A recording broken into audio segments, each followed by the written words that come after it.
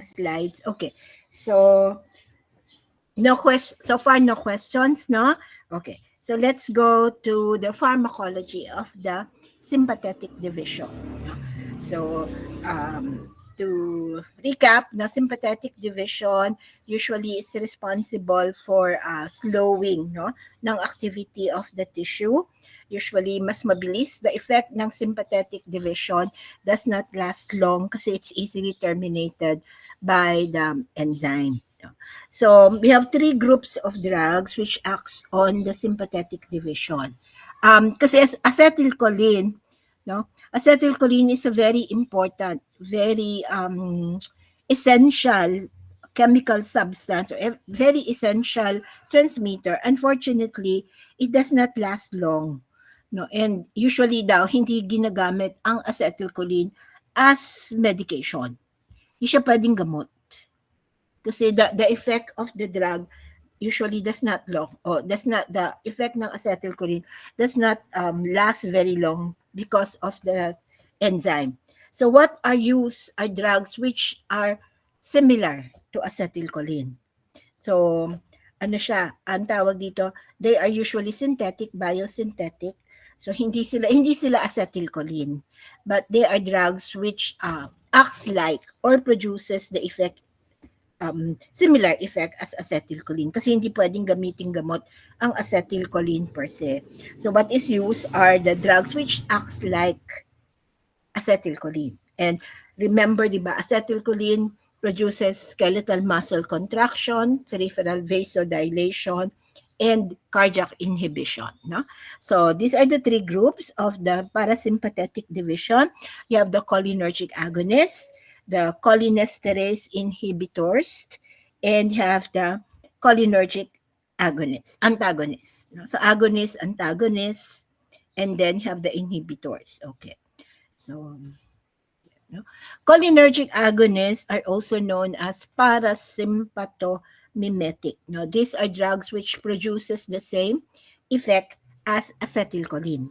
Pag merong, excuse me, no? Pag sinabing mimetic kasi comes from the word mimic. It mimics. So it acts like, acetylcholine. So these are drugs which acts like acetylcholine. So you have the cholinergic agonists, methacholine, acetylcholine, betanicol, carbachol. Okay. And then you have the alkaloids. So you have two groups. You have the alkaloid, which include muscarine and pilocarpine. Actually, we don't use this in dentistry. Hindi naman natin ginagamit to sa dentist. Usually, it's used for ophthalmology. No? So if there will be a drug which is may konting effect or has an effect on the oral cavity, it's pilocarpine. Kasi pilocarpine is used, pilocarpine is used to increase salivation. Isang effect ng pilocarpine or pilocarpine, it is used to increase salivation. Di ba pag decrease salivation, we call it xerostomia.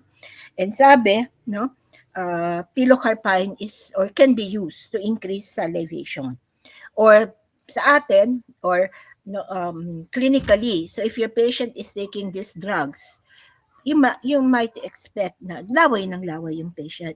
Not because may problem yung patient, but because this is yung effect ng gamot. But other than that, wala sa atin, walang dental actually ang gamit nito. They are used more for medical. And it's used for miotic in cases of glaucoma. Miotic is constriction of the pupil of the eye. Lumiliit yung pupil of the eye. So in glaucoma yata kasi, I think sa glaucoma, parang dilated yung pupil, no? So they need something which will cause constriction, and that's called miotic or meiosis. No? It's the constriction of the pupil of the eye. And then pilocarpine is used to increase salivation. Although I do not know if it's really used, siguro medically, no? So, excuse me. These are the effects of the cholinergic agonist. Pag sinabi mong agonist, mimetic siya. And when you say agonist, they produce the same effect as acetylcholine. Okay. The next group are called cholinesterase inhibitors. So we mentioned inhibitors means it prevents, it inhibit. Diba? Anong ini-inhibit niya? What is cholinesterase? Cholinesterase is the enzyme which is responsible for deactivating the effect ng acetylcholine. So kung walang enzyme, kasi in-inhibit ng gamot, what do you expect? Walang enzyme. Kasi inhibitor siya, pero ang hindi niya the drug does not inhibit acetylcholine. It inhibits the enzyme cholinesterase. But cholinesterase enzyme causes a decrease, di ba, the activation ng acetylcholine. Kung wala yung enzyme, what do you expect sa acetylcholine? More effect, less effect?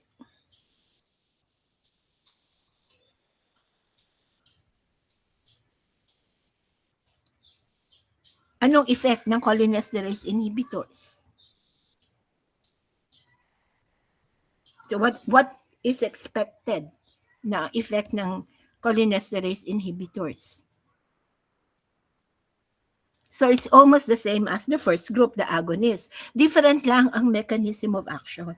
Yung isa, yung first group, yung mga parasympathomimimetic, they react with the receptor. Agonist sila, di ba? Agonist sila. So they can combine with the receptor and produce the same effect. Ito, the effect is the same, pareho lang, except iba ang mechanism of action. So what does this drug do? They remove the enzyme. So kung there's no enzyme, there's no enzyme to deactivate acetylcholine. So the effect ng acetylcholine is usually longer. Kasi walang magde-deactivate. Nakuha niyo ko. So pareho lang sila. Basically, no, yung first group and the second group are almost the same ang effect. Iba lang, they differ in terms of mechanism of action. Okay, no? So based on the reversibility to the enzyme, it can be slowly reversible. And you have neostigmine and physostigmine. It could be rapidly reversible, no? And the non-reversible, hindi na bumabalik yung effect sa hindi na bumabalik yung enzyme, no? So for this type of drugs or this group of drugs, the only one which is used for treatment is the first one, the slowly reversible. Yung non-reversible, ito yung mga it is used for chemical warfare kasi hindi na bumabalik yung effect ng enzyme, so tuloy-tuloy yung effect ng acetylcholine. Kaya delikado ang insecticide na nai-smell ng bata. Kaya nga dapat nga di ba pag nagpapa-pest control, sinasuggest walang tao sa bahay. Even for pets. Hindi advisable na pag nagpe-pest control may tao kasi delikado siyang nai-inhale kasi most insecticide that is used are non-reversible. Hindi na nawawala yung effect ng acetylcholine kasi walang magte-terminate ng effect. So tuloy-tuloy yung effect ng acetylcholine. Usually nagko-convulsion, no? Kasi contraction, di ba? Since kasi di ba cardiac inhibition, so magde-decrease ang heart rate, no? Kasi mas matagal ang effect ng acetylcholine because there is no enzyme. So what is used medically or for treatment, yung first group lang. The rest are not it's more for toxicology rather than for therapeutic. And neostigmine is the drug of choice for myasthenia gravis. Myasthenia gravis is a form of skeletal muscle paralysis. Hindi nagko-contract. Kaya maganda ang neostigmine kasi nga nagko-contract siya. Mas matagal siyang mag-contract. So it is used for myasthenia gravis, which is a form of skeletal muscle contraction. Paralysis, sorry. Skeletal muscle paralysis. So, kailangan mo ng gamot na mag-a-allow for the skeletal muscle para mag-contract. Nakuha niyo ko? Kaya maganda ang neostigmine. So, for this type of medication, ang ginagamit, ang medical, there's a medical use is the first group, the slowly reversible cholinesterase inhibitors. No, and you notice meron siyang stigmine. Yung kanina, di ba? Yung kanina, what's common? May, aside from the chloride, aside from the chloride, di ba, you have acetylcholine, methacholine, beta-necol, carbachol. Wala lang bucol at palacol. So usually merong call. Alam mo sa pharma, sa akin, no, easier for me to remember the names of the drug. I find something common in the names. Like for this type of drugs, usually meron siyang choline. So, pag ganyan yung pangalan ng generic name ng gamot, more or less, alam ko na they are cholinergic. Choline na nga eh. Choline sila. So, they are choline agonists. No? So, cholinesterase inhibitors, no? Meron naman silang stigmine. So, physostigmine is used as an anticholinergic to counter anticholinergic side effects associated with atropine and phenothiazine. Atropine, we will discuss that in a while. Phenothiazine is an psychotic drug. So yung mga they are used for counteracting yung mga effects of the other drugs. So ito lang naman ang merong medical use. Okay. The third group of cholinesterase inhibitors are the anticholinergic or the cholinergic blocking or the parasympatholytic. Di ba pag sinabi mong lysis, distraction. If you say mimetic, acts like. If you say lytic, lysis. So it destroys, no, or it breaks. Di ba lysis is breakdown. It's also known as anticholinergic, also known as cholinergic blocking drugs. Sabi ko nga kanina, di ba, kung blocker siya, anti siya. Kasi mahirap talagang mag-memorize kung, ang tawag dito, if you don't find something similar. No? So, it's parasympatholytic or cholinergic antagonist. Kung blockers, antagonist, lytic. Para is acetylcholine. Paano kung epinephrine and norepinephrine? What's the name of the drug kapag it's the anti-adrenergic against epinephrine, norepinephrine?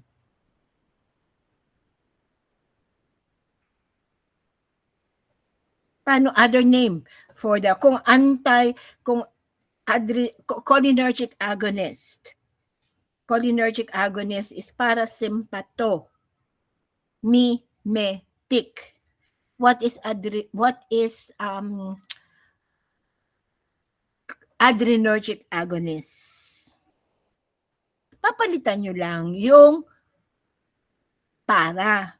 Since epinephrine and norepinephrine, sympathetic siya, di ba? We only find epinephrine and norepinephrine in the sympathetic division. So, magiging sympathomimetic. Other name for adrenergic agonist is sympathomimetic.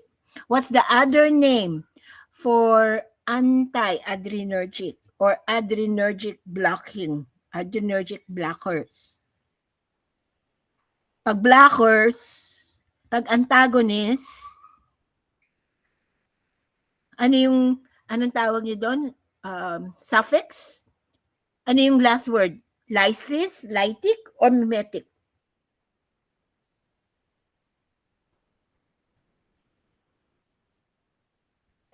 Hello?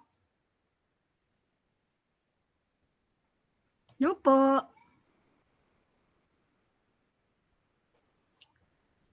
Pag, kasi kapag, if you memorize kayo ng memorize, mahirapan kayo. So, okay. Pag adrenergic, anong tawag sa kanya? How do you call it? Mo na nga. Sige na nga. Okay. So let's go to the, we have two types of cholinergic blocking drugs, or anticholinergic or parasympatholytic.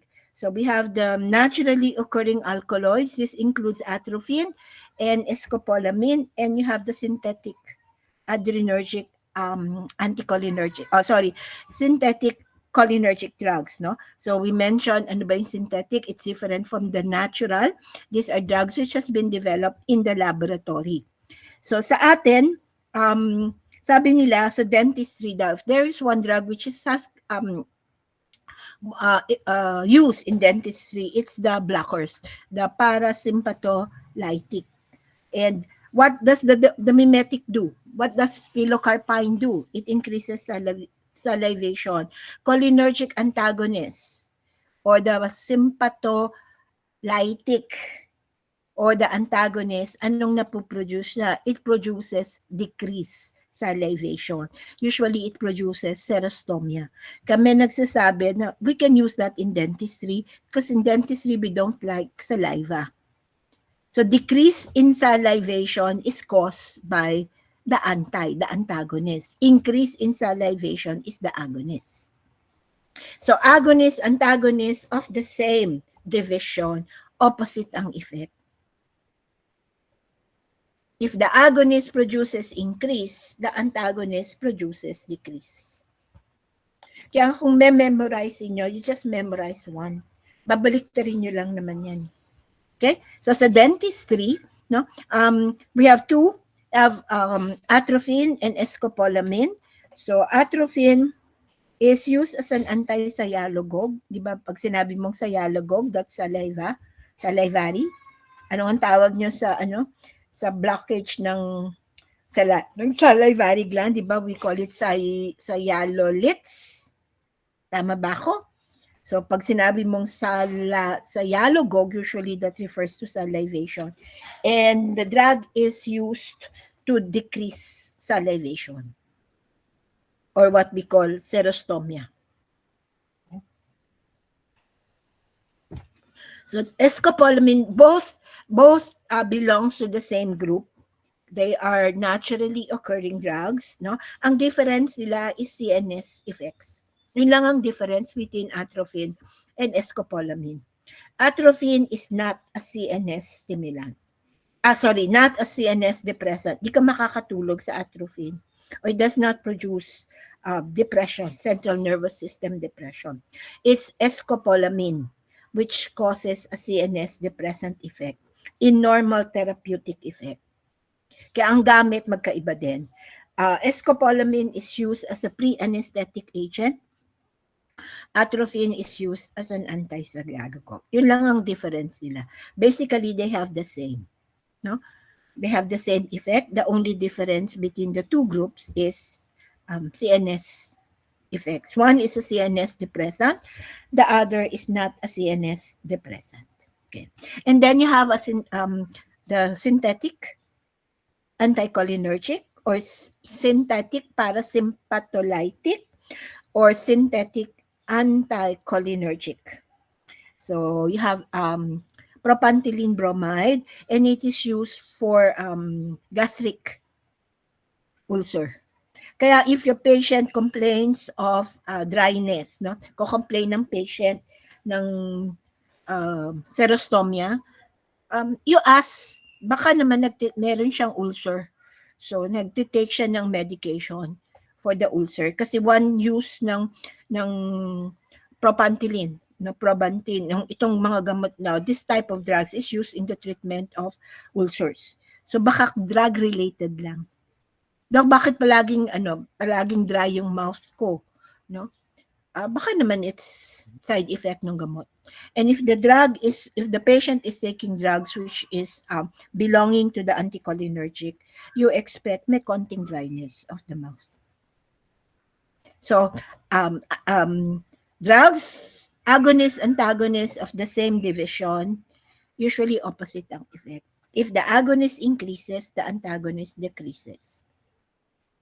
If the agonist dilates, the antagonist constrict. Diba? What is meiosis? That is constriction of the pupil of the eye. Ang atropine produces mydriasis, dilation of the pupil of the eye. Okay. Questions? Side effect, basically the same. Okay. Walang tanong? Okay, let's go to the sympathetic division. Dalawa lang sa sympathetic division. You have the agonist and the antagonist.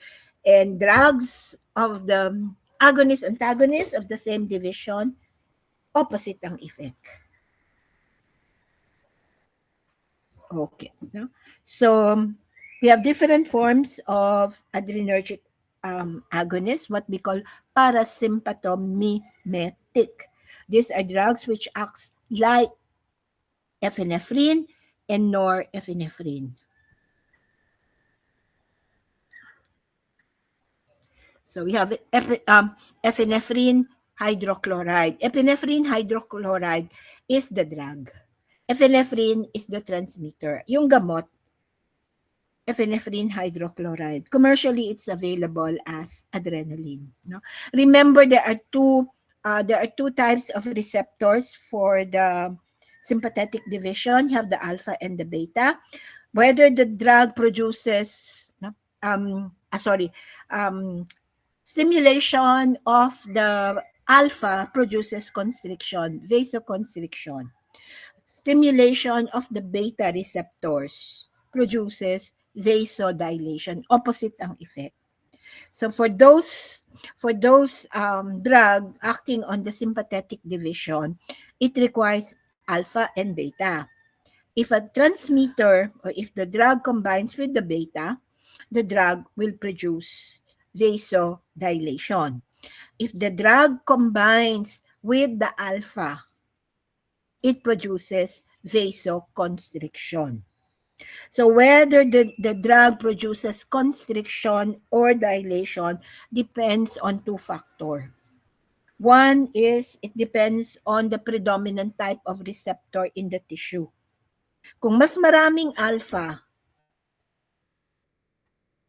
constriction. Kung mas maraming beta, dilation. Okay? Like in the case of the kidneys, no? Usually, the kidneys, the mucous membrane, mas madami siyang alpha. Kaya nga, di ba, epinephrine, we use it as a vasoconstrictor. Kasi marami siyang alpha. So what will epinephrine produce? What is the most common vasoconstrictor that we use as a local anesthesia? Diba, it's epinephrine. Why is it epinephrine? Because epinephrine reacts with the alpha receptor, which is predominant in the tissues of the mucous membrane. So what does epinephrine produce? It produces vasoconstriction, which is beneficial for local anesthesia. Gusto mo ang vasoconstriction pag local anesthesia. Whereas the same epinephrine dun sa smooth muscle, no? It produces dilation. Kaya nga sa mga may asthma, ang drug of choice are the epinephrine. No? Yung mga kasi bronchodilator siya eh. It causes yung look ang tawag dito nagdadilate yung mga bronchioles, no? Yung tawag niyo doon, yung pulmonary, something, no? So, because mas madaming beta receptors. Okay? It also, the other factor which will determine whether it produces constriction or dilation, it depends on the type of the drug. Epinephrine kasi it is both alpha and beta stimulating. So it can react with the alpha, it can react with the beta. If epinephrine combines with beta, depending sa tissue, it will produce dilation. Pag nagpunta siya, if it goes into a tissue with more alpha, it will produce constriction. Okay? Okay ba? May tanong po? Okay. Epinephrine is very important sa atin kasi we don't only use it for topical. No? It can be used for gingival. Yung inyong retraction cord, di ba meron niyang epinephrine? It's impregnated with epinephrine. It's a very good hemostatic agent. It can be used to control bleeding. It's also the drug of choice for anaphylaxis. It's the physiologic antagonist of histamine. Diba kapag nag-anaphylactic ang shock ang patient, usually meron silang epinephrine. Naka-ready na sila ng epinephrine. Kasi it's very good for anaphylaxis. It's also the drug of choice for asthmatic attack. Why? Because diba sa asthma, meron kang bronchoconstriction and epinephrine produces bronchodilation. Opposite ang effect. Physiologic. Physiologic ang effect. It's also a very good emergency drug. Kasi nga, sa anaphylaxis, no? Even sa heart attack, epinephrine, pansinin nyo, agonist is epinephrine ng sympathetic at saka norepinephrine is the agonist of the sympathetic division. Causes cardiac acceleration. Stimulant siya, sa cardiac stimulant. Ano yung agonist ng parasympathetic? Acetylcholine. And acetylcholine produces what? It produces cardiac inhibition. Opposite. Agonist of one division and the agonist of the other division, opposite ang kanilang effect. If acetylcholine inhibition, epinephrine is its acceleration. It's a cardiac stimulant. You know, I read somewhere, kapag daw may nagka-heart attack, no? Pwede daw you open the sternum, tapos injikan mo directly sa heart ng epinephrine para mag-pump again yung heart. Parang ganun kadali. Ano? Because it's a very good cardiac stimulant. Opposite siya ng kabilang division. Whether epinephrine, since epinephrine is both alpha and beta, so it can produce constriction, dilation, depending on the type, the predominant type of receptor in the tissue. Okay. No? So it's the most common vasoconstrictor that is used in dentistry. Ang optimal, di ba, ang pinakamagandang vasoconstrictor is 1:100,000 dilution. So bawal siya sa may sakit sa puso. So normally, hindi naman bawal. Be used in caution lang naman. Dati sinasabi nila bawal bunutan ang may sakit sa puso. Diba? I don't know if you've heard of that. No, it's not recommended to extract on a tooth with heart problems. Actually, it's not the anesthesia which is contraindicated. It's the vasoconstrictor. Kasi ang vasoconstrictor, which is epinephrine, baka mag-heart attack lalo yung patient. So, bumibilis kasi, no? Meron siyang effect. So, it's not the local anesthesia. Di ba merong local anesthesia? You learn this in ANES, di ba? Merong local anesthesia with no vasoconstrictor, mefibacane 3%, and it's the one recommended solution for patient which has heart problem. Ang bawal, hindi yung anesthesia. Ang bawal is the vasoconstrictor. So if you want to have a safer local anesthesia, use a local anesthesia without a vasoconstrictor. Okay? Questions po? Okay, no? So another drug is norepinephrine, no? So commercially known as levoterenol. Sometimes they call it levonorepinephrine. So, yan, Levophed, no? Usually pag narinig yung mga levo, norepinephrine yan. And norepinephrine is found in the neuroeffector junction of the sympathetic division. It's only alpha. Wala siyang beta. So even if it goes into a tissue with more beta, norepinephrine would still produce constriction. Kaya pwede rin siya for vasoconstrictor in local anesthesia. So may mga local anesthesia tayo na hindi epinephrine, hindi adrenaline ang ginagamit na vasoconstrictor. It's norepinephrine. It's also very good constrictor. Okay. So ang use ng ng norepinephrine is in cases of hypotension in shock. Kasi why hypotension? No? Pag dilated kasi, if there is vasodilation, low blood pressure ka, hypotension ka. If there is constriction, hypertension ka. So in cases of shock, you need something which can counteract yung hypotension. You need something to increase the blood pressure. You need to constrict, tataas, no, ang blood pressure. Pag merong vasodilation, bababa ang blood pressure. Kapag merong vasoconstriction, tataas ang blood pressure. Okay. Epinephrine, norepinephrine, and the third transmitter, dopamine, are called catecholamines. No? These are the naturally occurring alkaloids or naturally occurring drugs, and collectively they are called catecholamines. So ito yung mga characteristic niya. So alpha, beta, no?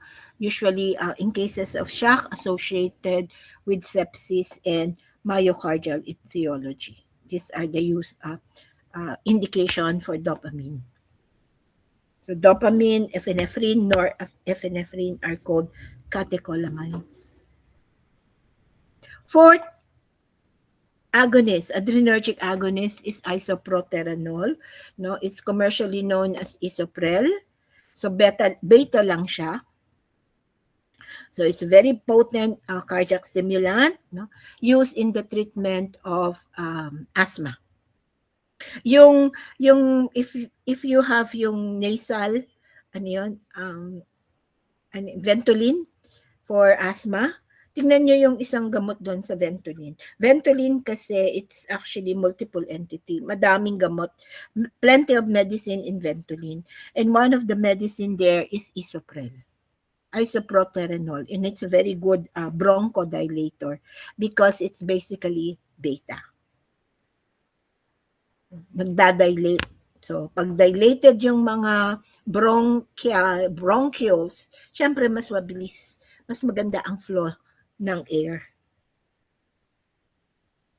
Di ba? Pag nag-asthma, hirap pumiga kasi constricted. So, you need something which causes dilation. Okay.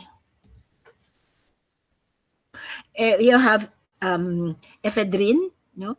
And it is also has both direct and indirect. And as I've said kanina, di ba, shabu is a combination of methamphetamine and ephedrine. So, usually, itong mga agonists, adrenergic agonists, are used for respiratory drugs. Mostly used for mga respiratory problems. No, kaya nga kung babasa, if you're going to read respiratory drugs, you'll encounter the same drugs. Kaya siguro mahirap ang pharma kasi hindi na sila agonists. Can also be used, masyadong tawag dito, have so many effects, so many things to remember. And most drugs kasi hindi isa lang ang gamit niyan, di ba? It's used for a lot of things.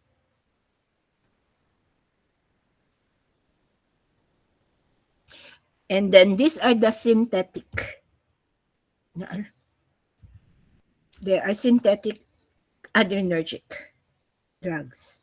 So most, if you notice, it's mostly used for bronchial, for asthma. No?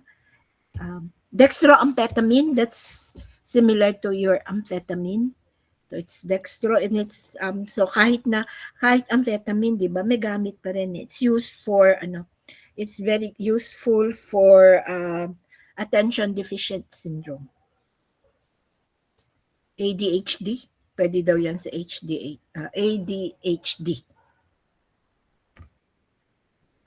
So kahit na usually used for yung ginagamit natin wrongly, but actually, sabi nga natin, they've been developed to produce something good. Okay. Narcolepsy is a sleep disorder. It's a sleep-waking disorder. It's a case wherein you cannot control sleep. That's called narcolepsy. So yun yung gamit ng amphetamine. Also used as a CNS stimulant. It's a very good CNS stimulant. Okay. So these are the different vasoconstrictor that we use in local anesthesia. So you have epinephrine, no? Ang pinakamagandang epinephrine, di ba, sa anesthesiology, it's 1:100,000, yung dilution. So the dilution depends on the drug. So we have levonorepinephrine, that's norepinephrine. Another norepinephrine, Levophed. So these are the different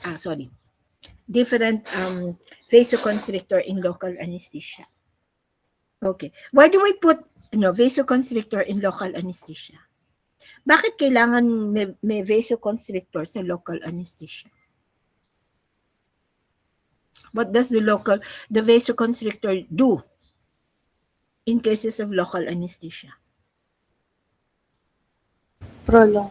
It prolongs the action of the drug kasi it allows the drug to stay in the area of injection. Tayo kasi sa atin, you want the local anesthesia, di ba, to stay dun sa in-injectionan mo. Especially if you're using infiltration. Kasi gusto mong mas matagal yung working area mo. So you want the area to be anesthetized longer. And the vasoconstrictor, kasi constricted yung blood vessel, nalilesen, slow down yung flow ng blood from the area to the circulation. So the local anesthesia stays longer dun sa site of action, which is beneficial for us. Aside from that, yun lang ba ang effect ng local anesthesia, ng vasoconstrictor? Aside from prolonging the effect of the local anesthesia, it also makes the area less hemorrhagic, less prone to bleeding. Kasi nga maliit yung blood vessels mo eh. So mahirap dumaan, pati dugo. So less, sabi ng teacher ko sa surgery, I don't know if it's true, no? Pero sabi niya, if you use too much local anesthesia, ang tendency mo daw is mag-dry socket. Tsaka di ba tinuturo yan sa surgery, when you do infiltration, you don't inject on the same area, you do multiple injection para yung vasoconstrictor does not be confined to the area. If you need to do another injection, wag dun sa previous injection, but you put it a little, but not on the same area. Kasi ang tendency, if you keep on injecting on the same area, ang tendency niyan, you concentrate the vasoconstrictor on the area. And it might be so constricted, wala nang blood flow. And it could cause it can cause a dry socket. Di ba ang dry socket is an extraction wound which did not bleed properly. Alam naman natin bleeding stimulates healing. So kung pag marami ka daw ginamit na anesthesia, not because of the local anesthesia, it's because of the vasoconstrictor. Ano pa? So it prolongs, it makes the area less bleeding. Anong isa pang importanteng effect ng vasoconstrictor sa local anesthesia? It makes the local anesthesia less toxic. Kasi what causes toxicity, di ba? It's yung amount ng drug in the circulation. Kung masyadong mataas, if there is too much drug in the circulation, mas malaki ang possibility ng toxicity. What the vasoconstrictor, since it goes into the circulation slowly, it doesn't have time to reach the toxicity level. Kasi mabagal ang punta doon sa circulation, sa tawag dito, sa systemic circulation. So that makes the local anesthesia safer. Kaya nga one of the safest drug that we can use in dentistry is a local anesthesia. And one way na nagko-contribute, one substance that contribute to make the local anesthesia less toxic, safer, is the vasoconstrictor. Yun lang, it's the vasoconstrictor which is bawal, which should be used in caution in patients with heart ailment. I read, kapag normal ang patient mo, di ba, you compute yung maximum. May computation yan, di ba? So, ang tawag dito, sabi nila, you can use up to 8 carpules daw kapag ang patient mo normal per extraction. Pero kapag ang patient may sakit sa puso and you're using a local anesthesia, you ask Dr. Beltran, no? Pero if it's still the same, I remember sa amin noon, hanggang 8 carpules. Ang 1 carpule ng anesthesia is 1.8 ml, di ba? So, as much daw as mga 8 carpules pwede. Kasi nga, may vasoconstrictor. But if your patient has heart problem, 1.5 lang ang maximum.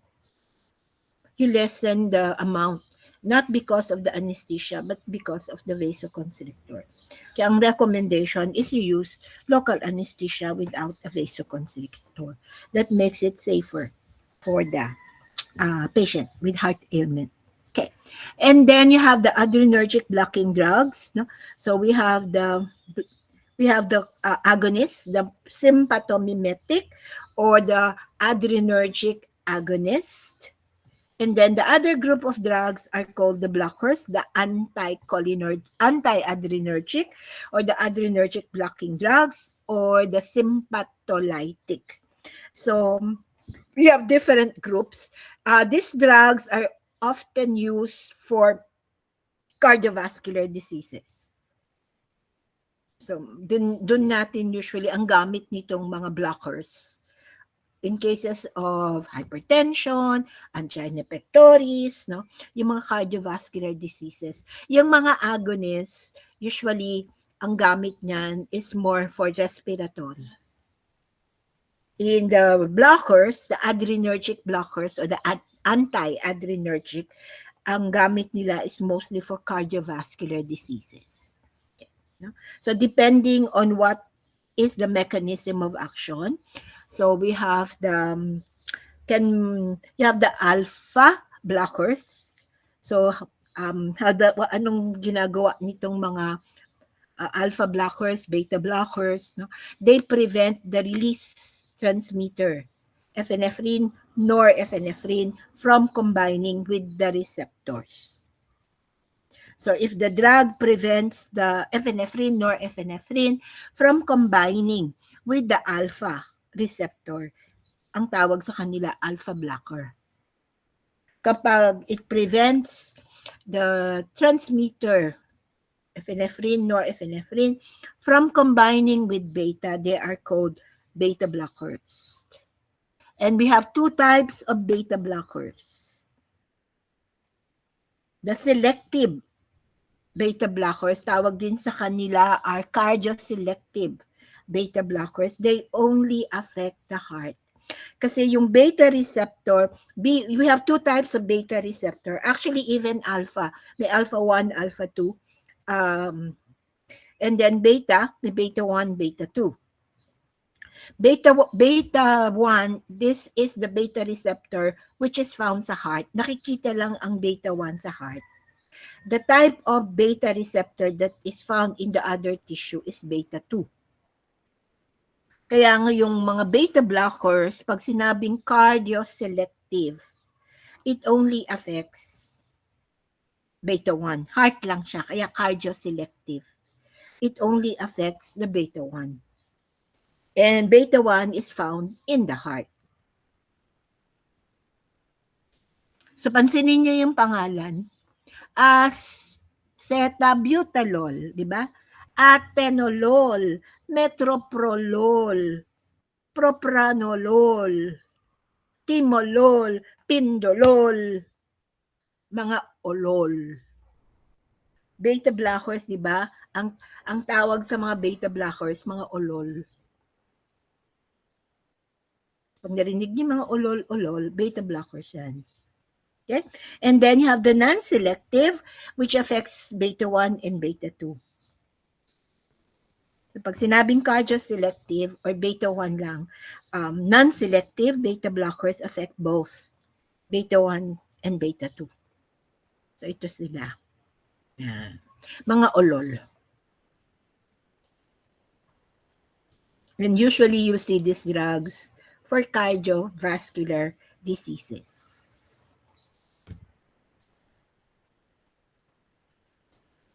Okay. And then other groups of blockers, you have the neuronal blockers. Now, pag sinabi mong neuronal blockers, they block the release of the transmitter at the neuroeffector junction. Neuronal blockers, since the transmitter which is found at the neuroeffector junction of the sympathetic division is norepinephrine. Neuronal blockers, these are drugs which prevents the release of norepinephrine. Walang transmitter na marirelease. Hindi mapifeel yung impulse. Kasi hindi siya makakakross sa effector. Kuha niyo ko. Kasi kailangan mag-combine, di ba, ang transmitter sa receptor. Kung walang transmitter, hindi makaka-jump, hindi ma-distribute yung impulse doon sa tissue, sa effector. And neuronal blockers prevents the release of norepinephrine. Okay? The other type, the fourth type of neuro blockers, no, they call it ganglionic blockers. And as the name says, ganglionic blockers, anong binablock ng ganglionic blocker? Anong transmitter? If neuronal blockers block norepinephrine from being released by the postganglionic adrenergic fiber. So what is the transmitter that is blocked by the ganglionic blockers? If sinabing this drug is a ganglionic blocker, anong gagawin niya? What's the mechanism of action? Actually, pag tinignan mo yan, pareho lang yan eh. Ang difference lang nila is mechanism. How do they produce the effect? Anong binabak ng ganglionic blocker? When you say ganglionic, ganglia, it blocks at the ganglia. And what is the transmitter which is found at the ganglia? Acetylcholine. So, hindi siya adrenergic. Ang binablock niya, acetylcholine. Kasi nasa ganglia siya. And the transmitter that is found at the ganglia is acetylcholine. And ganglionic blockers not only affect sympathetic, it also affects parasympathetic. And sabi, no? They say, no, since hindi naman ako nagpe-prescribe nito because this is not under our jurisdiction, no? But theoretically, sabi nila, ganglionic blockers are usually not used anymore kasi it has more side effects. Kasi it only because it does not only affect the SIMPA, it also affects the para. And most of the side effect associated with the ganglionic blocker is because of its effect on the parasympathetic division. Marami daw tong side effect and it's because of the parasympathetic. So nasa ganglia ang blocker. So it blocks acetylcholine, not epinephrine or norepinephrine. Okay? Most common side effect associated with the blockers, no? Yung mga umiinom ng adrenergic blockers, yung para sa high blood, yung mga, usually they're very prone to orthostatic hypotension. You remember what's orthostatic hypotension? This is yung nahihilo ka, you become nauseated or dizzy because of sudden changes in position. Yung sa elevator, yung up and down ng elevator. Usually, di ba, para kang nahihilo. That's called orthostatic hypotension. Most drugs who are taking this, most patients who are taking these drugs are very prone to orthostatic hypotension. So yung tayo, no, sa dentistry, di ba, ano tawag nun? 3 o'clock position, higang-higa yung patient. Ingat kayo na magpatayo bigla.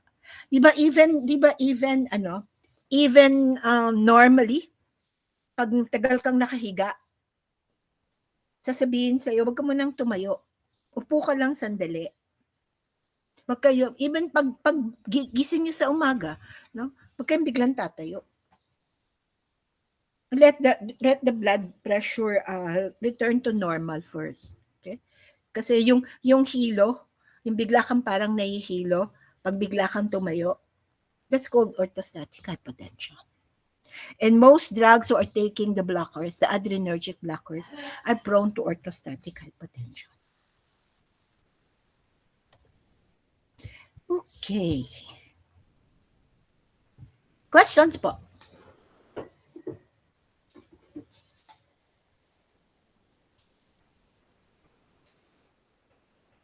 Hirap ba ng pharma?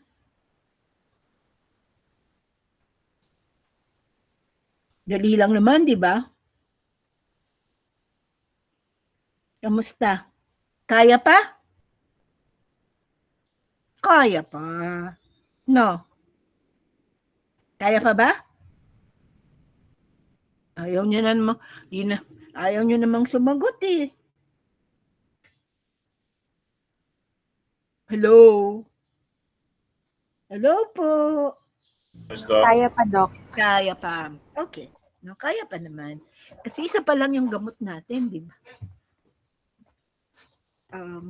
Siguro yun nga mahirap sa pharma. Kasi hindi lang siya for this pa siya. Di ba? So, yun ang problema natin. Di ba? Buti sana kung isa lang eh. Hindi naman ganun, di ba? Okay. So, let's go to another drug. So, let's go to CNS stimulants. So, most drugs, as I've said, are only depressants or stimulants. Increase or decrease. Okay.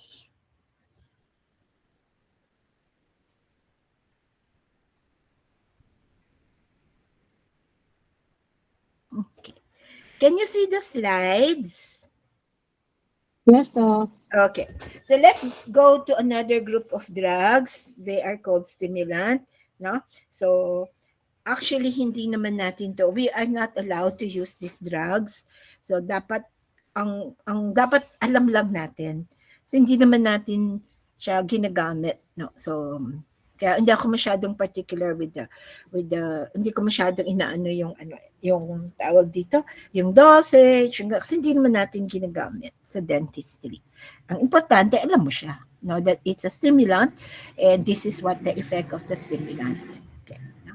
So as we mentioned, no, Drugs can only increase or decrease. And drug which increases body function are called stimulants. So when you say CNS stimulants, these are group of drugs similar, no? Drugs which increases the activity of the central nervous system depending on the compound, the dose, and the occasion for the use of the drug. Now, when you talk of central nervous system, you're talking about the brain and the spinal cord. So CNS stimulant are stimulants of the brain as well as of the spinal cord. They causes an increased activity of the brain and spinal cord. Okay, no? So the first group of CNS stimulants are called analeptics and respiratory stimulants. Analeptics refers to drug which can counteract. They have the ability to overcome drug-induced respiratory depression. Diba sabi natin, kung depressed ka, inom ka ng antidepressant, ng stimulant. Kung overactive ka naman, you need something to calm down. Masyado kang tense, no? Masyado kang hypochondriac, no? Or nag-anxiety. Ang binibigay usually dyan is depressant. Opposite ang effect. Okay, no? So when you call analeptics refers to stimulants which has the ability to overcome drug-induced respiratory depression. Yung depression mo is caused by a drug, by a depressant, and it can be counteracted or overcome by another group of drug. Ang tawag doon, analeptics. Lahat ng analeptic a respiratory stimulant. But not all respiratory stimulants are useful analeptic. Hindi lahat ng respiratory stimulants are useful analeptic. So these are the different respiratory stimulant. No? They usually affect the brain and the spinal cord. So it's usually not not sa dentistry kasi nga medyo toxic, no? Kasi stimulant, so very prone to convulsions. So very low ang therapeutic index, magkamali ka lang ng konti, medyo maraming side effects. So there's no indication in dentistry. So these are medyo regulated drugs, no? Kailangan ng special. Have you heard of yung you need a special license, yung S2 license. Kasi yung mga regulated drugs, you cannot prescribe. Pag sinabing over the counter OTC, di ba? No need for prescription. Pag sinabi naman yung gamot is regulated or yung tawag nila doon, no? Kailangan mo ng S2 license. You need a special license to be able to prescribe this type of drugs. And unfortunately, mga dentists, tawag dyan, medyo mahirap kumuha ng S2 license. Yung kailangan mo ng S2 license para makapag-prescribe ka ng mga ganito, mga regulated drugs. So not enough your PRC license, you need an S2 license. Iba ang prescription ng S2. Okay? So this is one example ng drugs which requires a special license. So you have the analeptics and respiratory stimulants. So most analeptics are respiratory stimulant, but hindi lahat ng respiratory stimulant are useful analeptic. So kung titignan mo, the only useful na analeptic here is doxapram, the pram. It's used to counteract yung depression that is caused by general anesthesia. So general anesthesia is a depressant. If na-overdose ka, you need a drug which will counteract this effect, and that is called an analeptic. And of the list, the only useful analeptic is doxapram. Yun lang ang analeptic. Okay? Strychnine is it's the stimulant of the spinal cord. Kasi di ba brain and spinal cord? So the stimulant of the spinal cord is strychnine. And strychnine is only useful for toxicology. Wala siyang therapeutic. For toxicology siya. More of poison. And kasi masyadong yung effect sa tawag dito, sa spine, it causes of ophistotonus. Nagko-curve yung spine because of too much contraction. So they call it ophistotonus. So it's a stimulant of the spinal cord. And ang gamit lang ng strychnine is as a rat poison. Pangdaga ang strychnine. So it's not ang usefulness niya is more for toxicology, for poison, not for therapeutic. Okay? Then picrotoxin is known as fish berries. They call it fish berries daw kasi they use it before to poison fishes. Kaya ang tawag nila dyan is fish berries. So these are very medyo regulated kasi nga medyo toxic ang effect ng mga respiratory stimulants. So if I'm not mistaken, the part ng brain that controls the respiratory stimulants is the medullary centers. Tama ba ako? Cerebral cortex kasi is more for the sleep-waking center. What controls your sleep, kung gising ka, is the cerebral cortex. Ang body temperature is controlled by the hypothalamus. Di ba different parts ng brain controls different functions. Kaya kung na-aksidente yung patient, kung left, iba yung effect, di ba? Kung right, kasi nandito yung mga ganito, sinasabi nga nila, ang affected is ganito, sa ganitong function is affected. Not the whole brain actually. You get me, di ba? Sa anatomy ba, physiology, not the whole brain actually controls body function. Different parts ng brain controls different function. So, yung temperature is controlled, body temperature is controlled by the hypothalamus. And if I remember correctly, I think it's the medullary centers are the respiratory centers. They control yung respiration. Cerebral cortex controls the sleep-waking. Tawag sa kanila is sleep-waking center. So, it depends on the brain that is affected. No? So, these are called respiratory stimulants. No? The next group are called xanthine bases. Mga xanthine bases. So, they are basic. Kaya ang tawag sa kanila, bases. So, they either acid or base. Example ng base is the xanthine. By the way, local anesthesia is what? Acid base.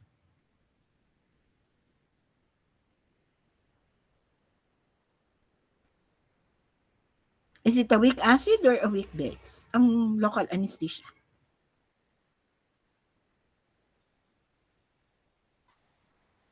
Hello po. Hindi nyo alam yung mga gamot nyo. But the classification for anesthesia, local anesthesia, is it an acid or is it a base? Weak acid, Doc. It's what? Yes, it's what? It's a weak what? Weak acid. It's basic. Base ang local anesthesia. Diba? Kaya nga better inject ang local anesthesia in a normal pH. 6 or 7. Taas ang pH. Kasi base siya. It's a weak base. Penicillin is an acid. At local anesthesia is a base. Another basic drug is the xanthine bases. And we have 3 types of bases. Caffeine, thiopyline, and theobromine. Now, basically, they have these are drugs which affects the cerebral cortex. So, sleep-waking center. Di ba caffeine? Alam naman natin ng caffeine. Kafe, no?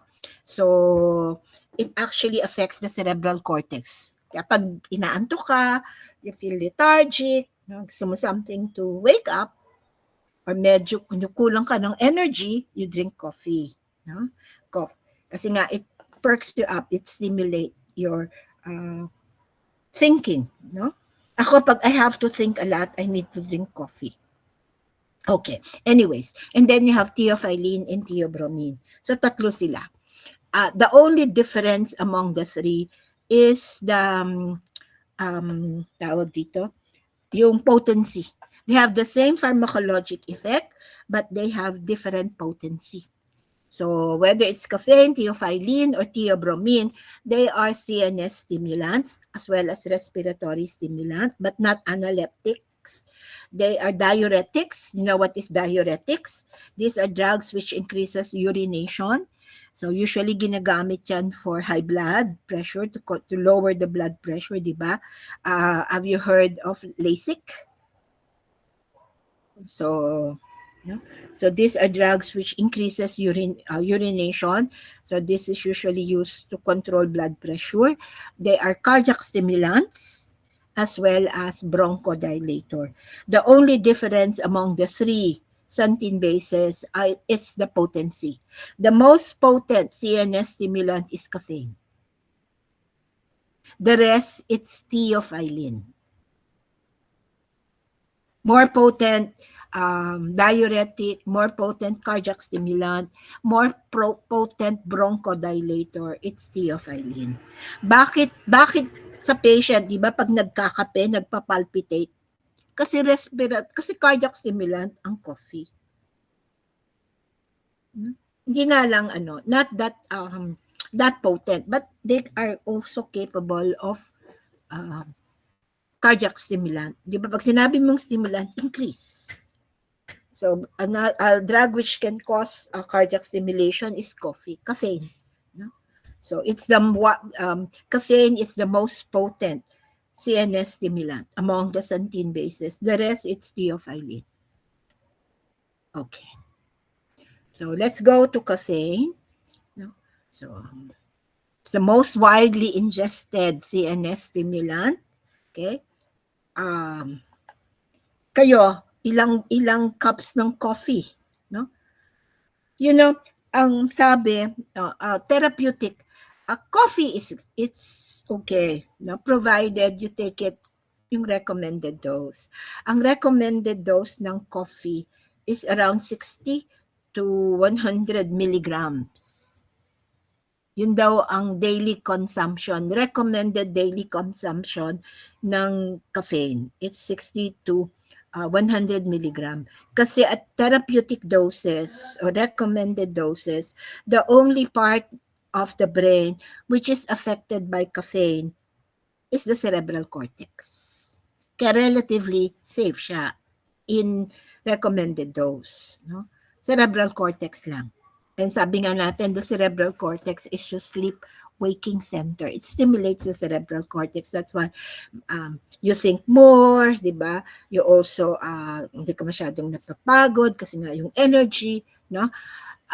Kaya lang, it can cause insomnia. Kasi masyadong stimulated yung brain, no? Nervousness, palpitation, tachycardia, kasi it causes what? It's a cardiac stimulant also. And it's very good for gastric secretion. That is why, di ba, pag you go to a meal, pag you go to fine dining, no? After eating, anong ino-offer sa inyo? Coffee or tea? Kasi it's very good for gastric secretion in causes, no? Kaya tawag dito, kaya yung mga kape ng kape, anong usual complaint nila, di ba? Kakaroon sila ng hyperacidity. Kasi nga nag-i-increase ang gastric secretion because yun yung effect ng caffeine. You know, one strong coffee daw, brewed coffee. Isang brewed coffee would contain around 60 milligrams na. Isang basong kape. Actually, ang amount ng caffeine that you consume is around 60 milligram. Ilang beses kayong nagkakape sa isang araw? Tapos may soft drinks pa. You know, soft drinks, cola beverages, actually contains caffeine. Kaya nga, the only pure drink is water. Even chocolate drinks, there are three, alam niyo ba na you have three sources of caffeine? It's not just coffee. No, you get caffeine from tea. Actually, yung tea leaves, mas marami silang caffeine than coffee.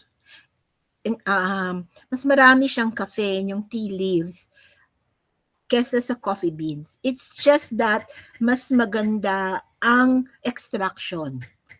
Mas maraming na extract from coffee beans than tea leaves. But tea also has caffeine. Even chocolate drinks, chocolates has caffeine. Kaya that is why, tingnan mo yung commercial ng Milo. Kailan pinaiinom ang Milo? If you need energy. So, wag niyong pinaiinom ang bata ng Milo bago matulog. Wag niyong pinapakain ng tsokolate ang bata bago matulog. It's a CNS stimulant. Lalong di yan makakatulog. So, it's not just coffee. It's contained in chocolate. It's contained in tea. Mas madaming caffeine ang tea. Except that pag in-extract na, mas madami ang nakukuha from coffee. No? Although sabi nga, coffee at recommended therapeutic doses is relatively safe because it only affects the cerebral cortex. The problem is, we take so many coffee. Ang sarap naman magkape. Diba? Lalo na pag pagod ka. No? So nice to drink coffee. Kasi it perks you up, it gives you more energy. No? Kasi nga stimulant siya eh. Hindi ka nakakatulog, no? Because it stimulates your cerebral cortex. You think fast. So bilis ka mag-isip. No? It increases your ability to memorize.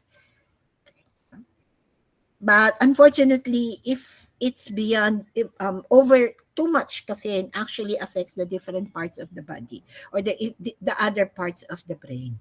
Kaya nga, you have to be in moderation, no? Within the limits ka. Kasi although at therapeutic doses, only the cerebral cortex is affected. But if you increase the dose of caffeine, mas nagiging toxic siya. Kasi other parts of the brain is actually affected. Okay? And caffeine, no? Contrary to the belief, iba ang addiction sa habituation. Although when you have a habit, iba ang addiction. When you become addicted, may may dependency ka na. You cannot exist without it. Habituation is just a habit. Although sinasabi nila pag may habit ka, may addiction ka, pero actually it's different. Mas difficult ang addiction. Addiction, di ka na cannot exist without it. No?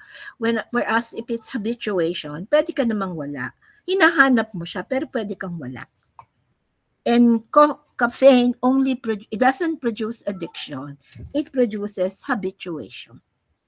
Diba ako sabi ko sa inyo, meron akong 3 o'clock habit. I know if it's 3 o'clock. Kasi I drink coffee at 3 o'clock. Alam kong kailangan ko magkape ng 3 o'clock. Iba na yung feeling ng aking and if you're very fond of coffee, don't drink coffee without any food in the stomach kasi mag-hyperacidity ka. So drink it, eat kahit biscuit, no?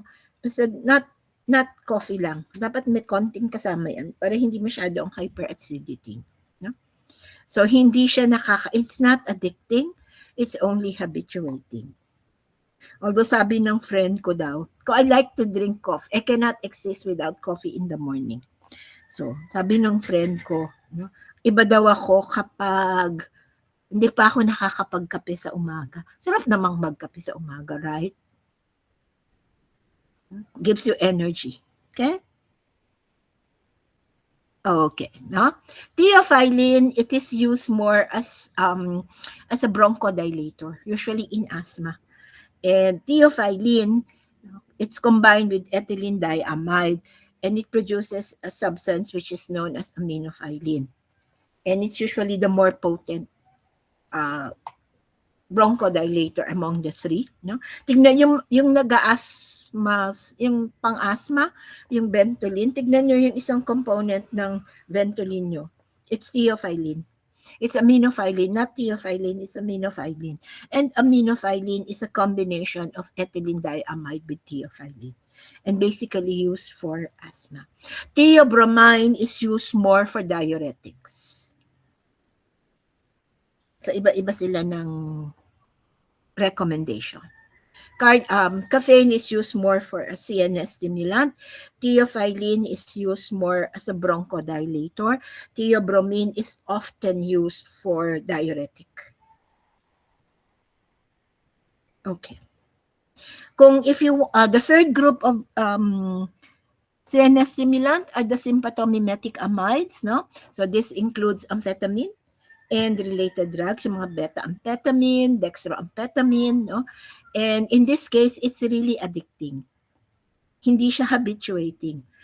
Although in terms of efficacy, mas mataas ang efficacy ng sympathomimetic amides.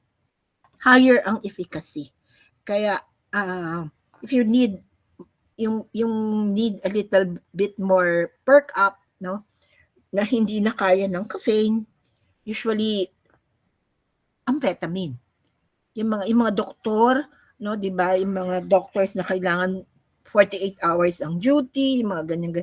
Most of them, a lot, I don't know in the Philippines, but in the US, no, usually mga makikita mo yan sa mga sa mga doktor. So, it can cause addiction na, no? Especially amphetamine. Yung methamphetamine, which is one drug which is used for shabu. Iba ang cocaine, ha? Iba ang shabu sa cocaine. Different drugs or different siya. So, actually kung kaya mo, no? Yun lang ang tawag diyan, mahirap kasi kung wala kang self-control. Kasi ang tendency natin, 'di ba, pag maganda ang effect, ang tendency mo talaga is to keep on using it, no? And yun ang problema. Kung mahina ang iyong self-control, I suggest don't try it. So meron siyang feeling of heaven, di ba? Naririnig ko, heaven. No, that's euphoric effect. Everything is rosy. Everything is good. Mamamatay ka na lang. Good. But sabi nila, tawag dito, how do I explain? Noon, before, if you commit a crime, a heinous crime, and you're under drug influence, nire-rehabilitate ka lang eh. Hindi ka kinukulong. Before, ha? But because of the, sobra na kasi yung crimes, di ba? So now, ano ka na eh, liable ka na. And sabi nung mga addicts, no, grabe daw talaga ang effect kapag nagwi-withdrawal symptoms. Yung tipong, you know what's withdrawal symptoms? Have you heard of withdrawal symptoms? No? When you're trying to remove the habit, usually you suffer from withdrawal symptoms. Kaya very difficult to remove yung habit ng smoking. Ask yung mga smokers. How, it's so difficult, no? To remove the habit. Ang tawag doon is withdrawal symptoms. And ang hirap daw ng withdrawal symptoms. So kung meron siyang euphoric effect, meron siyang dysphoric effect, feeling naman ng opposite. And sabi nung mga addict, it really, nagkakaroon ka daw talaga ng visual hallucination. Iba talaga ang tingin mo. Ba naririnig nyo naman yan eh, no? Sa mga tawag dito, sa mga drama, mga ano yun, no? Sasabihin sa'yo kasi ang tingin mo ganito, ang tingin mo sa kanya ganito, o ang tingin mo ganito. Kasi totoo daw yan. You really have that kind of hallucination. And that's the difficulty.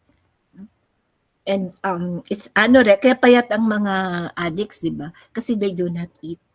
Meron siyang anorexic effect. And one use ng amphetamine, they use it for to control appetite sa mga obese. Di ba? Sabi, I don't know if you've heard, most, yung one cause ng obesity, di ba, it's depression. Meron nga akong nabasa, yung mga comedian are the most lonely people. I don't know if it's true, no? And kaya one use nito is they use it to control appetite, especially if the appetite is the appetite is due to psychological. Not if it's physiological. Mostly if it's psychological. To control yung eating, no? Especially kung talagang ang problem is more of psychological problem. Kasi a lot of people, di ba, pag depressed, eat and eat. May mga iba naman na kapag depressed, maganda. So, it depends on how you manage, how you cope with your depression, no? So, anyway, no? Usually, it causes psychological dependency. It's not physical. No, ang problem with this type of drugs, hindi siya physical. Nothing is wrong. It's more of psychological. Kaya nga kung malakas ang control mo, no? But kung pusong mamon ka, wag na lang. See, it's more of psychological rather than physical. And it's more difficult daw to remove psychological dependency than physical dependency. Kaya ang hirap alisin. Sabi nga niya, once an addict is always an addict. So, ang hirap ng psychological kesa sa physical. And shabu causes psychological, usually hindi physical. Another CNS stimulant is cocaine. No, cocaine, di ba mga cane? Lidocaine, mefibacane, ano pa ba? Procaine, butacane. They are local anesthetics. And cocaine is, if you remember, cocaine is one of the first local anesthetic to be used, and it was first used as a topical anesthesia for ophthalmology, operation. No? Kaya lang cocaine is a very potent CNS stimulant, kaya hindi na siya ginagamit. But it is classified as a local anesthesia. It's a local anesthesia with a very powerful CNS stimulant effect. Okay po. Questions po? So, pag usually, tatandaan nyo, di ba, ang mga beta blockers may olol. Ang mga, no? Ang mga local anesthesia, di ba, may cane. So, usually, ang mga agonist, cholinergic agonist, may col. So, generic name. Questions about CNS stimulants?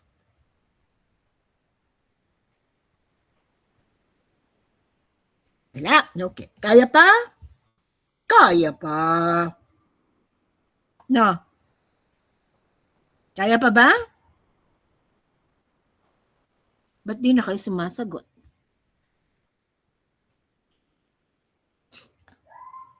Kaya pa? Aga pa eh. Ano? Kaya pa? Kaya pa. Okay. Let's go to CNS depressants. Opposite. And just like stimulants, we have several drugs which are classified as depressants. Wait lang po. Napin ko lang po yung aking PowerPoint.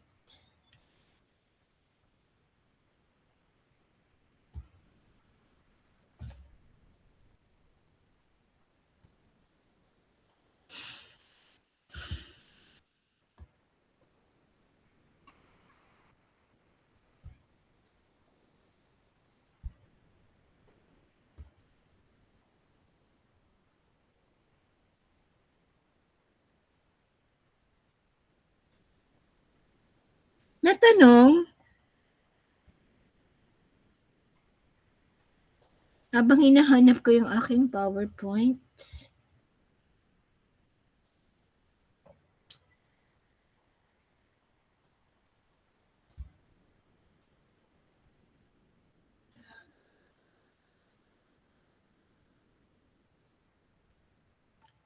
Lang po. Dami ko nang naka-open.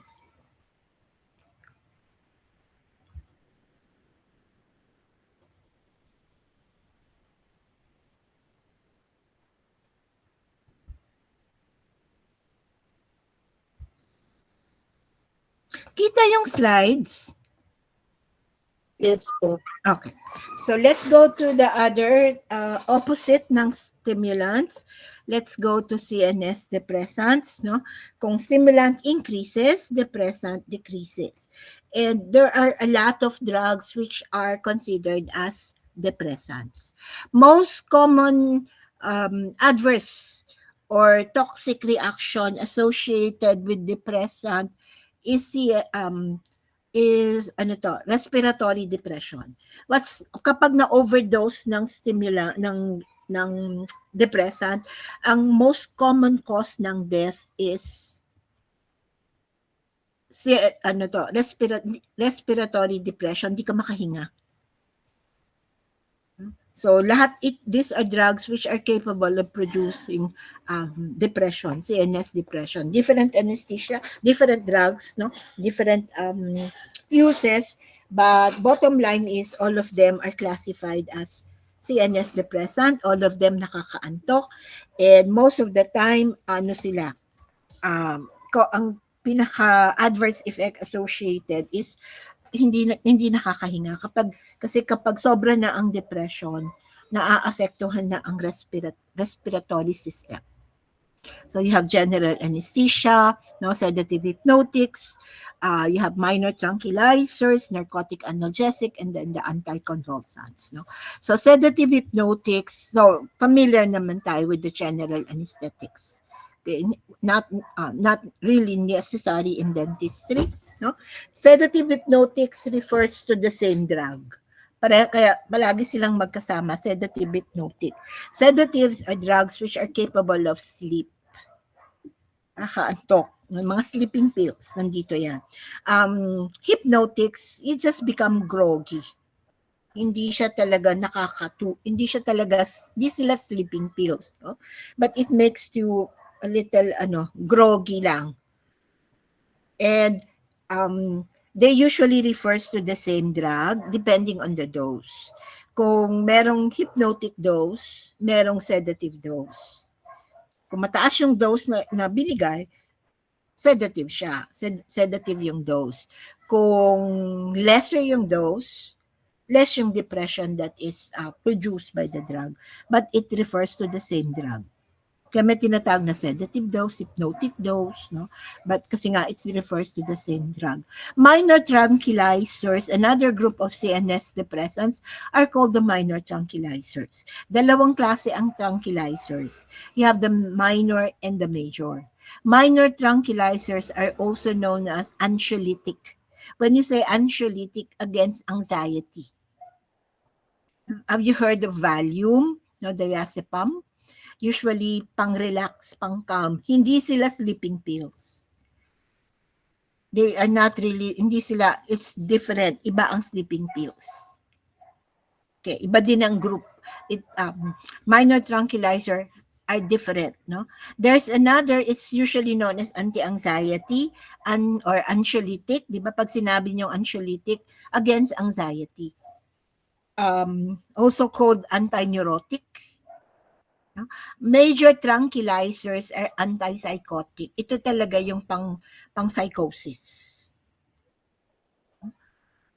So, yung talagang may problem psychologically. Major ang gamot, no? But for mga neurotic lang o neurosis, yung anxiety, usually minor tranquilizers ang ginagamit for that, no? And just like the CNS stimulant, you need special license for this. And then you have the narcotic analgesic. Di ba alam niyo naman yan? We have two types of analgesic. When you say analgesic, it relieves pain. no? And when you say it depends on the content, no? So we have the lowang klaseng na analgesic, narcotic and non-narcotic. Other name for narcotic, we also call this opioid agonist, similar to opium. And you know what is opium. And then we have the anticonvulsants. So anticonvulsants, anti is against convulsion. So these are drugs which are used to prevent convulsions. And although epileptic seizures is not the only cause for anticonvulsant, it's not convulsion is not due to epileptic seizures only. But most patients who are taking anticonvulsants, ang problem nila is epilepsy. Epileptic seizure. Kaya pag tinanong niyo yung drug history ng patient, what drugs are you taking in? So if you see the drug ng anticonvulsant, mas madalas, it's because may seizure yung patient. Okay? So just like the other drugs, these are all depressants. It's capable of making you sleep, making you relax, no? It lessens activity of the brain, and most of them, actually, ang cause ng death is respiratory depression. Nakalimutang huminga. Tawag ko doon, nakalimutang huminga. Okay, let's go to general anesthesia.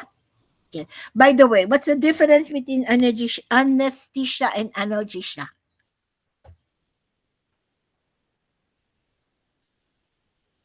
What's the difference between anesthesia and analgesia?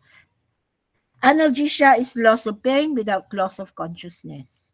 Anesthesia is loss of pain with loss of consciousness.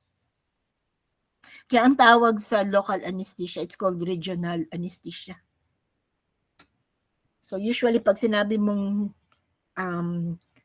analgesia or analgesic, it's loss of pain without loss of consciousness.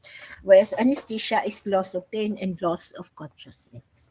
So this GA refers to a group of CNS depressant drugs. No? So, okay. So this is a brief history of the history ng general anesthesia. So one of the first anesthesia GA is nitrous oxide. So alam niyo naman yung nitrous oxide, N2O2, no? It's also called laughing gas. Ano pa ba? Use it for conscious sedation. Di ba meron kayong subject ng conscious sedation? And what is the drug used for conscious sedation? It's nitrous oxide. One of the safest drugs, one of the safest local anesthetic, general anesthesia. So, and then you have ether, no? You know yung alam niyo yung ether, di ba pag yung pagkikidnapin, yung nilalagay nila sa what they put in the handkerchief, and then you smell it, and then you become sleepy. No, usually ether yun eh. So, another is chloroform, no? And sa atin, I don't know, hindi na yata ginagamit ngayon, but we used to use chloroform to soften yung gutta perca. Very good siya for softening yung gutta perca. Yung kailangan mong retreat, no? Yung mga root canal ng gutta perca, magandang panglambot ang chloroform. But chloroform is, you cannot buy that now, ganun lang. So, mahirap kumuha ng chloroform. I think you need prescription para makabili ng chloroform. Ewan ko, meron ba sa atin dito sa Fatima na nagtitinda ng chloroform? Usually tingi-tingi lang yan eh. Ewan ko kung nakakabili. Kami nun kasi nakakahingi kami sa laboratory. Before, I don't know if it's allowed to soften yung gutta perca. Okay. Although these are old materials naman, no? Meron na tayong mga bagong materials that is more safer. than the old ones. Okay. No? So there are three theories how the by the way, general anesthesia are highly lipid soluble substances. They penetrate the blood-brain barrier. Ang target organ or the target tissue is the cerebral cortex, no? Brain ang target tissue. And since they are lipid soluble, they can pass through the blood-brain barrier.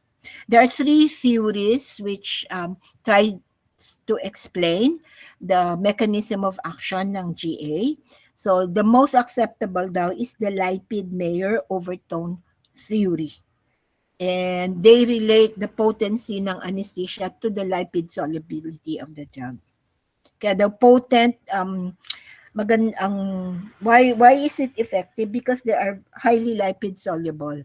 They can go to the brain and depress the brain. So this is the most acceptable theory ng general anesthesia. The other theory is called the biochemical action. This is something to do with the use of oxygen. 'Di ba yung mga pag tinakpan, no, yung ilong mo, di ba, hindi ka nakakahinga? And when hindi ka makahinga, usually you loses consciousness. Kasi it's the use, you need oxygen, no? So the biochemical action, they relate that to the oxygen in the brain. And then you have the Miller and Paulings. This is molecular theory. So they say that ang general anesthesia daw nagpo-form ng iceberg doon sa tissue.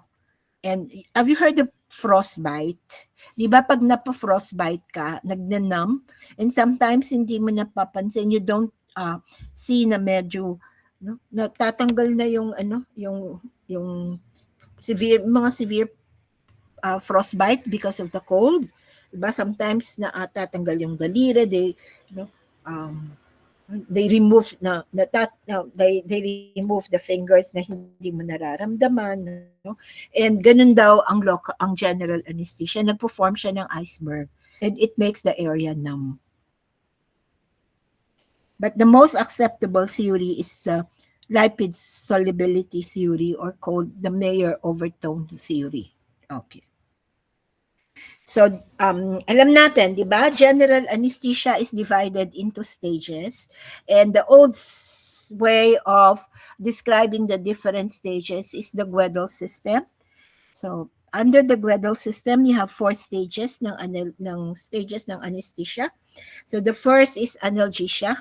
Stage 1 is called analgesia kasi loss of pain lang siya.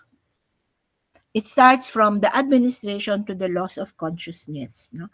Usually, in this stage, wala ka lang sensation, pero hindi ka tulog. Patient is not asleep. It's just that you don't feel the pain. Kaya yung di ba kinakausap ng doctor yung patient? Titignan mo kung, kamusta? Masakit pa po ba? No? Kung nagre-respond pa. So usually sa analgesia, nagre-respond pa yung patient. Yun lang, hindi na masakit. That's the first stage. Next stage is called delirium, no? Which is the most difficult stage of the GA. Okay? Kasi no? Kaya, di ba, why is it that if EGGA ka, hindi ka pinapakain? 6 hours ata, 6 or 12 hours, no food, no drink. No? Kasi hindi mo makontrol yung body functions. So nagkakaroon ng vomiting, no, uncontrollable yung urination. So kaya hindi pinapakain, hindi pinapainom ang patient, bawal uminom, bawal kumain, no? If you're going to have general anesthesia, para hindi masyadong mahirap yung delirium stage. The patient becomes restless, hindi makontrol ang body function. No? Okay.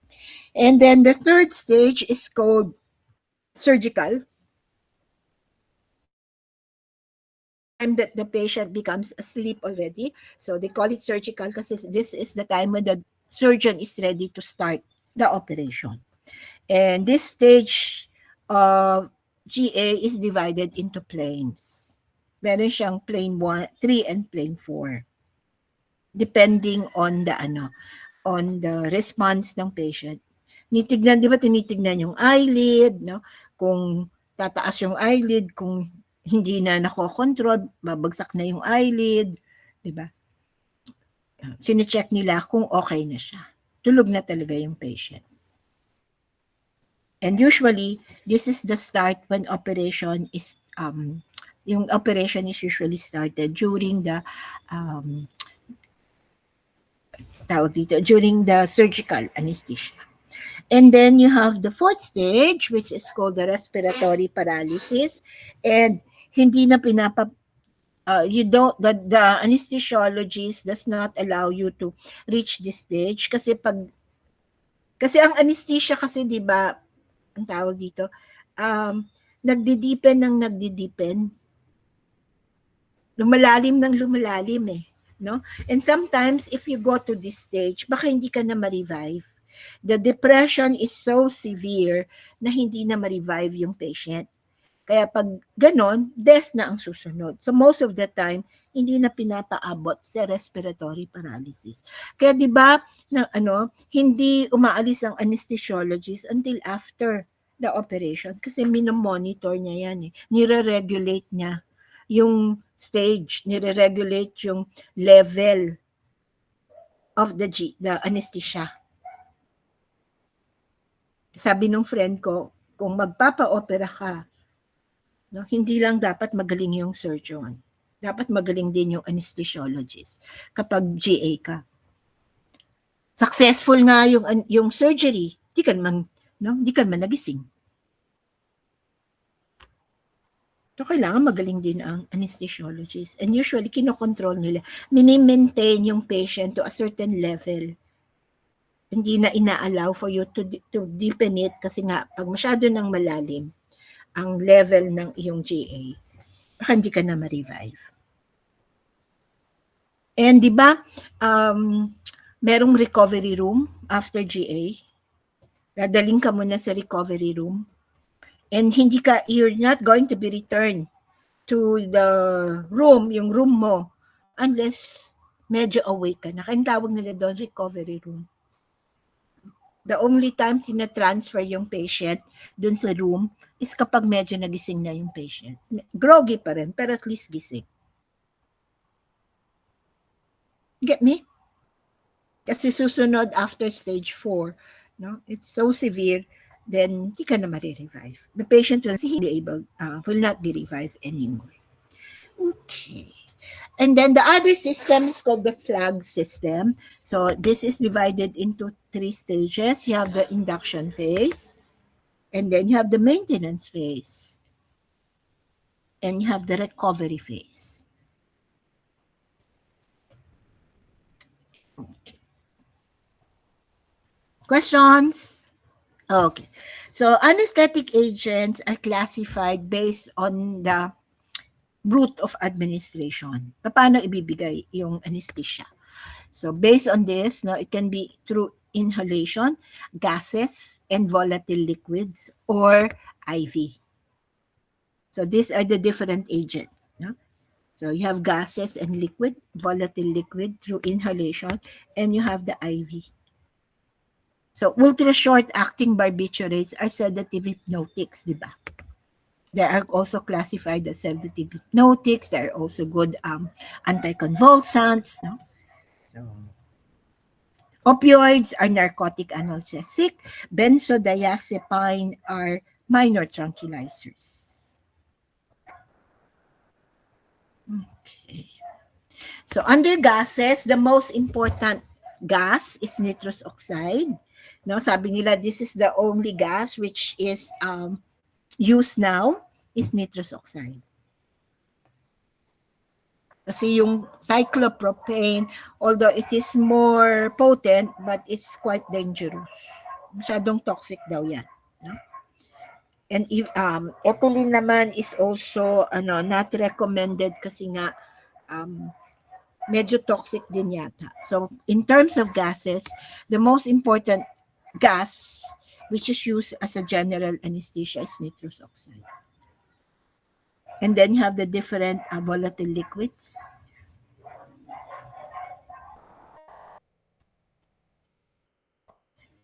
So, di naman natin actually to kailangan. So, dapat alam nyo lang, GA siya.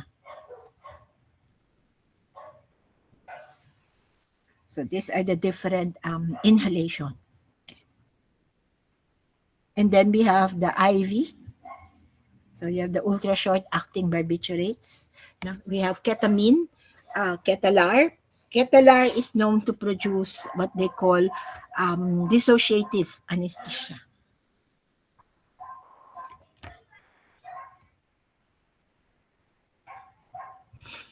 And then opioids, no, narcotic analgesic. Another name for narcotic analgesic is opioids. You have morphine, fentanyl, and then supental. Just like, hindi naman natin to ginagamit sa dentistry. And then you have Neurolep, known to produce wakeful anesthesia. Yan. So, ito yung mga anesthesia. Okay. Ang benzodiazepine. Kung ang beta blockers may ulol, ang mga benzodiazepine may sepam. Barbiturates may barbital. Hindi barbital ha. Barbital, di ba? Pentobarbital, secobarbital, ano pa? Amobarbital, butabarbital. Usually may barbital sa pangalan. Barbiturate yun. Pag mga sepam, diazepam, no? Diazepam, lorazepam, clorazepam, trazepam. Yung, ano yun, yung clorazepam. Yung Ativan, narinig nyo na yung Ativan? Di ba may Ativan gang? Especially for foreigners, nilalagay nila sa sa drink, pampatulog. Pag wake up ng foreigners, wala na siyang pera. No? So, yun yung mga mga sepam-sepam yan. Okay. Let's go to nitrous oxide. No? Mabilis lang naman to. So, laughing gas, N2O2. So, we use this for conscious sedation. Diba? You use nitrous oxide. It's known to the use for nitrous, diba, ginagamit yan for conscious sedation. Diba, diba you have subjects ng conscious sedation. So, anong dinidiscuss dan, diba, it's nitrous oxide. It's a low potency gas, no?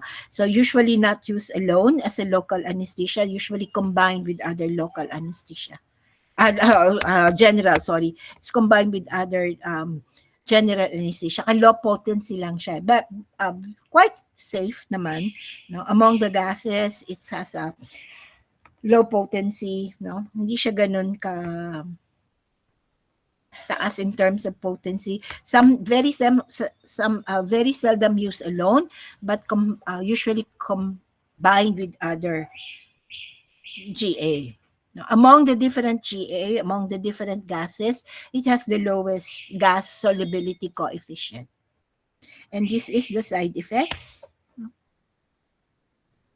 So, chronic exposure to general anesthesia usually causes symptoms like vitamin B complex deficiency. Ano nga yung B12 deficiency? Cyanocobalamin ba yun? B12, di ba? O pellagra. Remember? Diba you have different tawag dun sa B complex, no? So, ang toxicity daw to nitrous oxide is para kang kulang ng vitamin B12 deficiency. Pellagra ata yun, sorry. It's called pellagra. Ano yung 3Ds of pellagra? Di ba, merong 3Ds ng pellagra. Okay, no? So, ideally, no, ang 85 to 15. So 85 nitrous oxide, 15 yung concentration ng gases.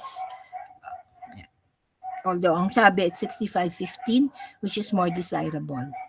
So 15% nitrous oxide, 85% nitrous oxide, 15% yung oxygen. So relatively safe naman ang nitrous oxide among the gases. Okay, questions po.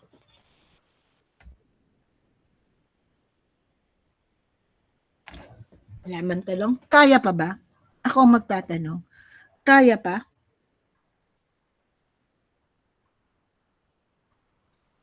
O ayaw nyo na? No po. Ano, kaya pa? O may ano pa? Okay na po ba? Pag hindi nyo, sabihin nyo sa akin, ma'am, pagod na ako. Okay lang po. No? Kaya I'm asking you, okay pa kayo? Ako kasi okay pa ako. So, okay pa tayo? No po. Ano po? O ayaw na po? Di na ba kaya? Information overload na po ba tayo? Or kaya pa po ba? Hello po. Sagot naman. Hindi na po. Hindi na kaya. So, Full memory na po. full ano na kayo? Full memory na? Fully charged na ba ang inyong wala nang battery? Ayan, Lobat na po. labat na po PC. Lobat na po. So, kailangan nang mag-recharge. Okay. So, we'll continue.